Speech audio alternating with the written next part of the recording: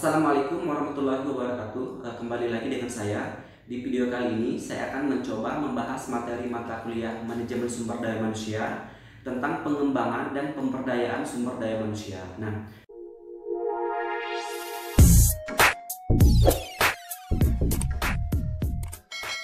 pentingnya pengembangan baik bagi karyawan yang baru maupun karyawan yang sudah lama perlu kita lakukan secara terencana dan berkesinambungan.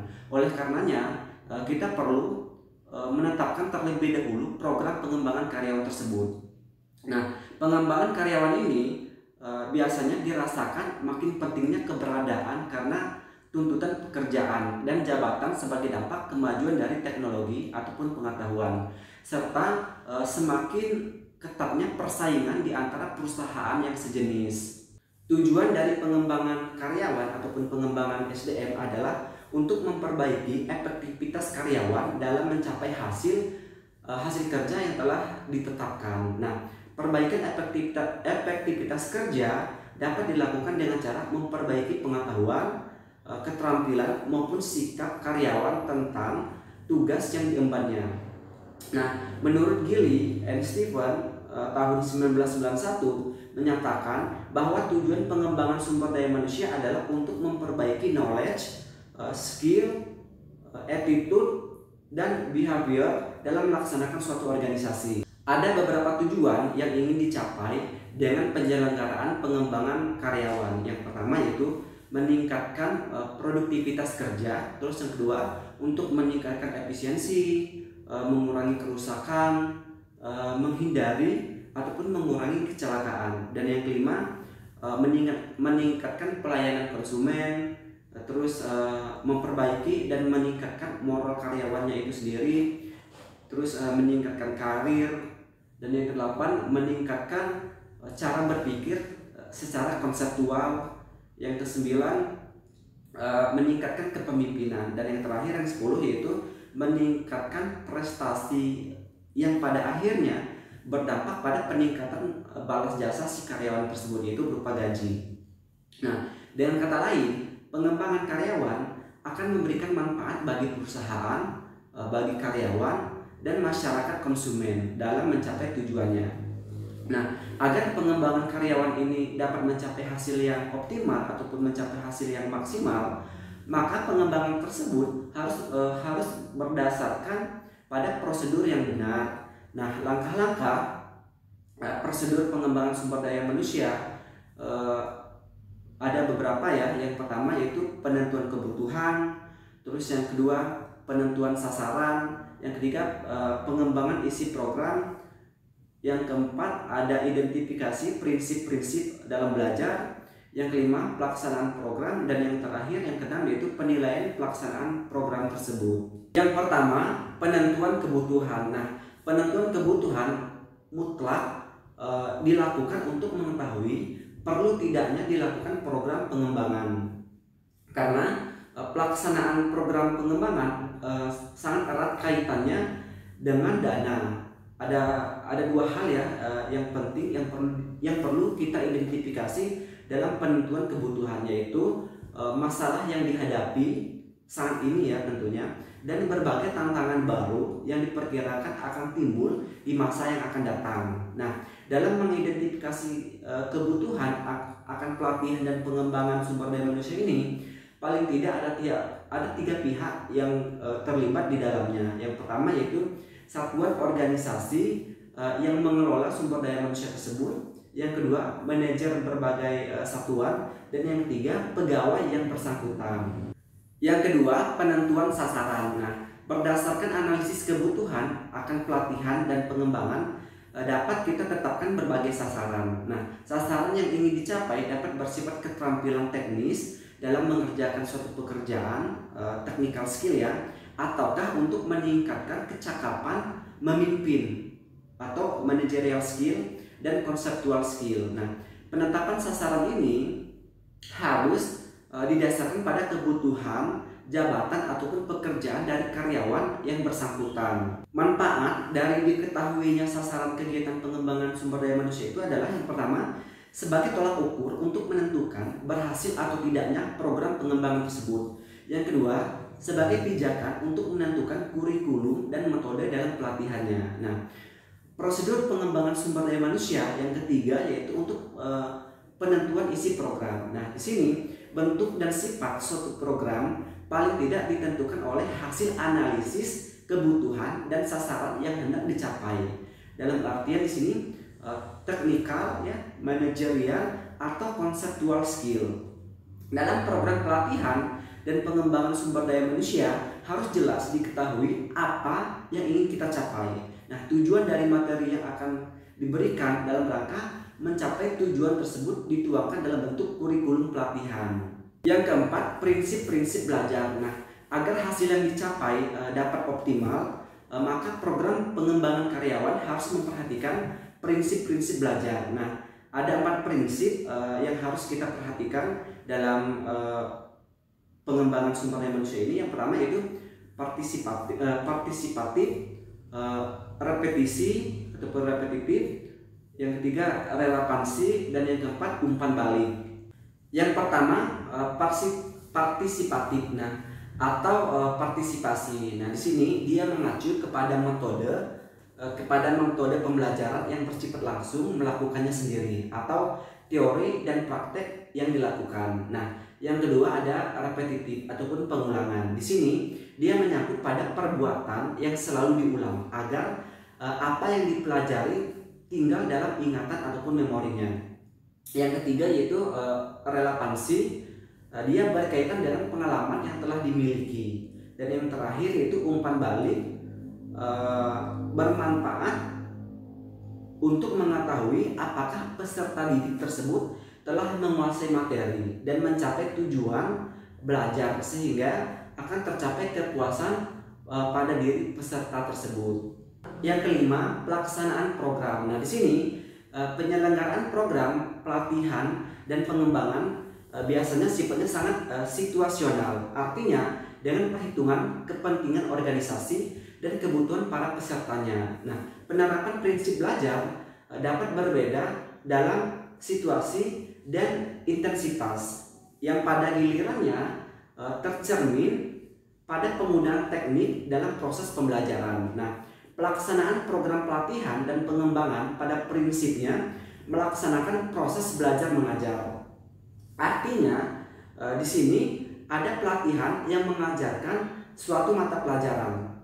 Nah, oleh karena itu tepat atau tidaknya suatu teknik mengajar itu tergantung pada pertimbangan yang ingin ditonjolkan. Nah, seperti penghematan waktu dalam pembiayaan, terus materi dan fasilitas yang tersedia.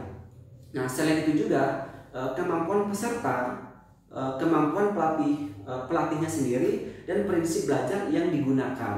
Ada beberapa metode yang dapat digunakan dalam pelaksanaan program pelatihan dan pengembangan. Yang pertama ada on the job, yang kedua vestibule, yang ketiga apprenticeship, yang keempat classroom method. Nah, yang pertama on the job atau pelatihan dalam jabatan. Di sini merupakan teknik pelatihan di mana para peserta dilatih secara langsung di tempat dia bekerja. Nah, sasarannya adalah untuk meningkatkan kemampuan peserta latihan mengerjakan tugasnya yang sekarang. Nah, yang bertindak sebagai pelatih di sini bisa seorang pelatih formal atau atasan langsung atau rekan kerja yang lebih senior dan lebih berpengalaman. Pelatihan dalam jabatan ini meliputi 4 tahapan. Yang pertama, peserta pelatih memperoleh informasi tentang pekerjaan yang menjadi tanggung jawabnya dan hasil yang diharapkan. Nah, kesemuanya dikaitkan dengan relevansi pelatihan dan peningkatan kemampuan peserta pelatih yang bersangkutan. Yang kedua, pelatih mendemonstrasikan cara yang baik melaksanakan pekerjaan tertentu untuk dicontoh oleh pegawai yang sedang dilatih.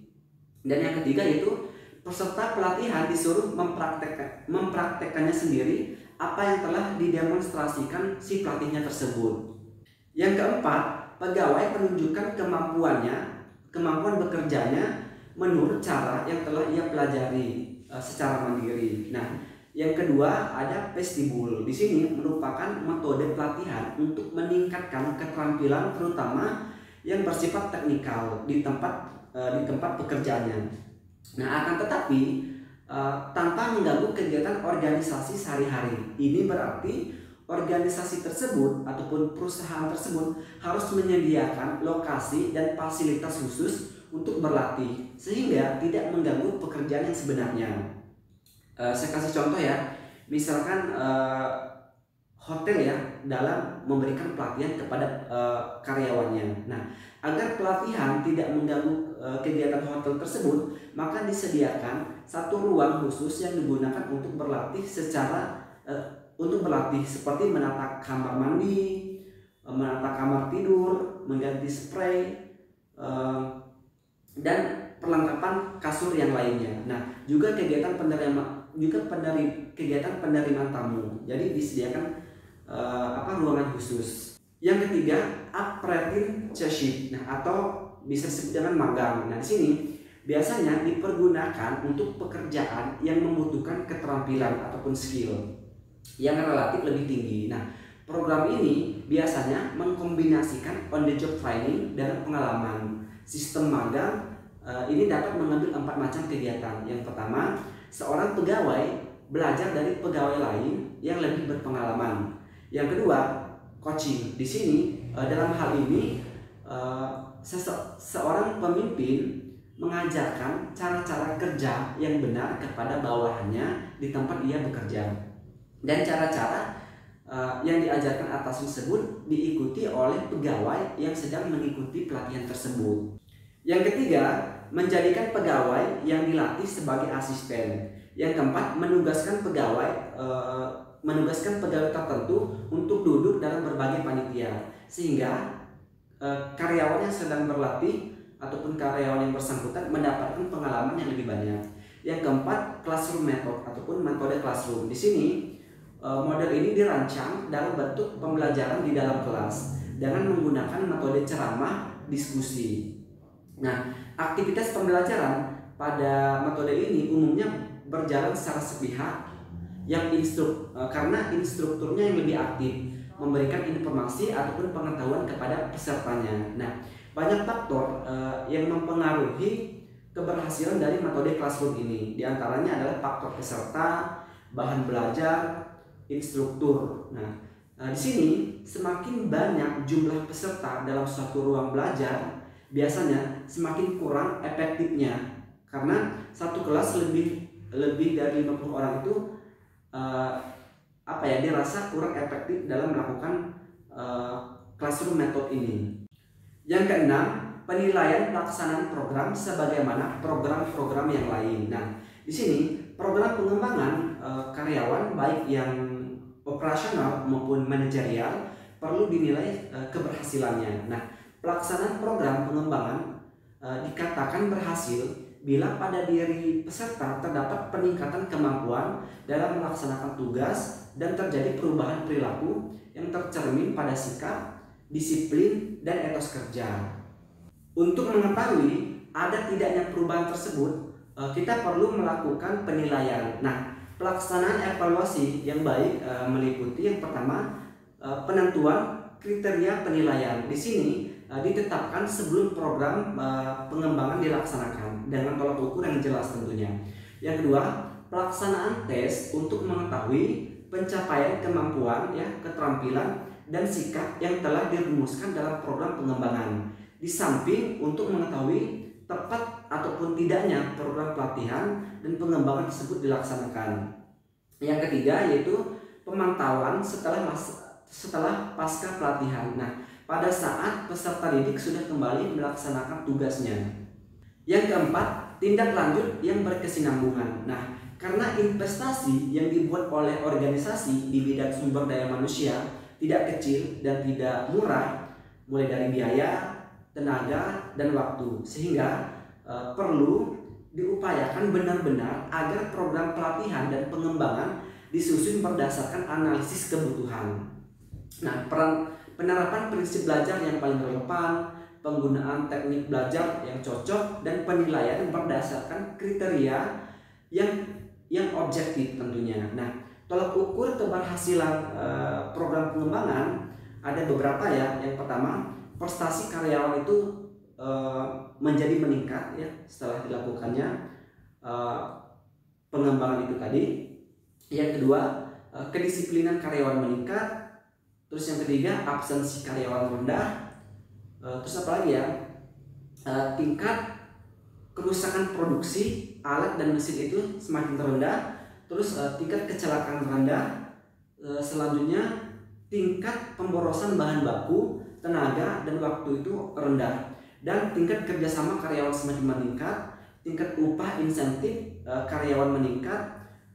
Terus prakarsa karyawan meningkat. Dan yang terakhir, kepemimpinan dan keputusan manajer itu semakin lebih bijaksana. Baik teman-teman, cukup sekian untuk materi mata kuliah manajemen sumber daya manusia tentang pengembangan dan pemberdayaan sumber daya manusia. Lebih dan kurang saya minta maaf. Sampai ketemu di video-video berikutnya, dan saya akhiri. Wassalamualaikum warahmatullahi wabarakatuh.